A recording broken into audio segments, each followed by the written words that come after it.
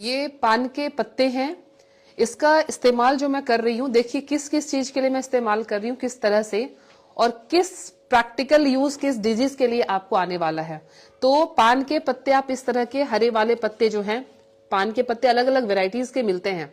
ध्यान रखना है जब आप ट्रीटमेंट प्रोसेस से ले रहे हैं तो ये इस तरह के हरे हरे पत्ते पान के बड़े लेने हैं। एक पत्ता आपने लिया और उसमें एक चुटकी आपने सिर्फ अजवाइन की डाली, और इस तरह से चुटकी एक अजवाइन की डाल के प्रॉपर इसका आप पान तैयार कर लेंगे। जैसे अमिताभ बच्चन ने खाया था, खाई के पान बनारस वाला, आपको इस तरह से इसमें और कुछ भी नहीं मिलाना है। सिंपली हमने पत्ता और अजवाइन ले लिया है और इसको कंज्यूम कर लेना है, चबा चबा कर खा लेना है। इसके फायदे क्या हैं? आपको किसी भी तरीके की खांसी हो, कोल्ड की वजह से खांसी हो कफ वाली, या फिर आपकी ड्राई खांसी हो, या फिर आपको एलर्जी की वजह से जो है कफ का फॉर्मेशन बार बार हो रहा है, ये एक खुराक आपको 1 डे एटलीस्ट 50% रिलैक्सेशन दे देगा। बहुत पुरानी खांसी है, एलर्जी की प्रॉब्लम है, आप इस चीज को 1 टाइम डेली आप करते रहें। 1 टाइम डेली करना है, किसी भी टाइम खाना खाने के बाद आप इसको खाते रहें। और हमारी पुरानी तरीके भी यही थे।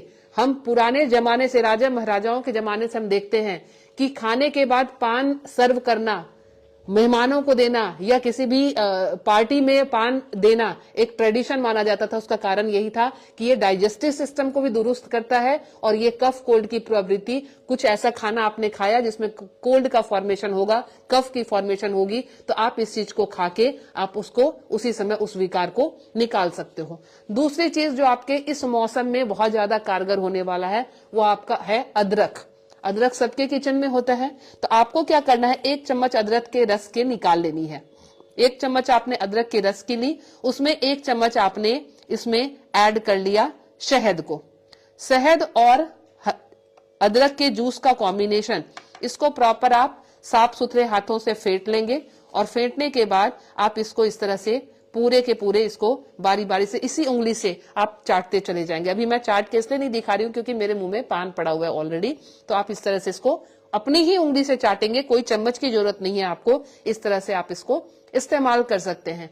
बाकी कई सारी चीजें घरेलू आपने सुनी होगी या वीडियोस आप देखते होंगे, बट मैं गारंटी के साथ कह रही हूं कि आप सिर्फ इन सब चीजों को इस्तेमाल कर लें तो आप इस मौसमी बीमारी के, इस मौसम में होने वाले कफ कोल्ड से, स्पेशली कफ के लिए, आपके लिए बहुत फायदेमंद होने वाला है।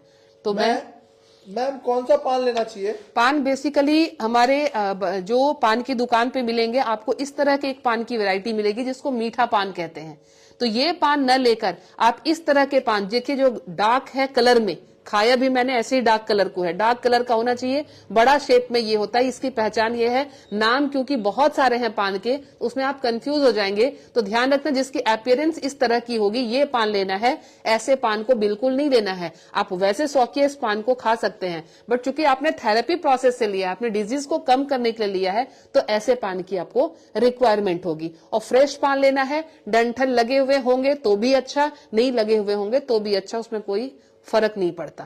तो मैं बच्चे खा सकते हैं इसको? बिल्कुल, 5 साल से ऊपर के बच्चे को आप कंप्लीट एक पान खिला सकते हैं। 5 साल से छोटा बच्चा है तो ध्यान रखिए, आपने बहुत अच्छी चीज पूछी है। अगर 5 साल से छोटा बच्चा है जिसको बार बार निमोनिया होता है, चेस्ट में कफ इतना जमता है कि नेबुलाइजर की आपको जरूरत पड़ती है, उसके लिए आप क्या करेंगे, इसमें सिंपली आप जैसे घी होती है, घी हम लेके घी को इस तरह से इसको लेप कर देंगे।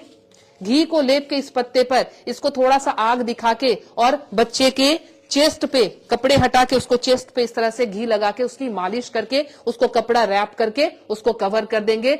इतना आसानी से कफ निकलेगा। जमा हुआ महीनों का कफ जो है बच्चा जो निकाल नहीं पाता, नेबुलाइजर आप देते हैं, वो सिर्फ इस एक प्रयोग के, पान के प्रयोग से निकल जाएगा।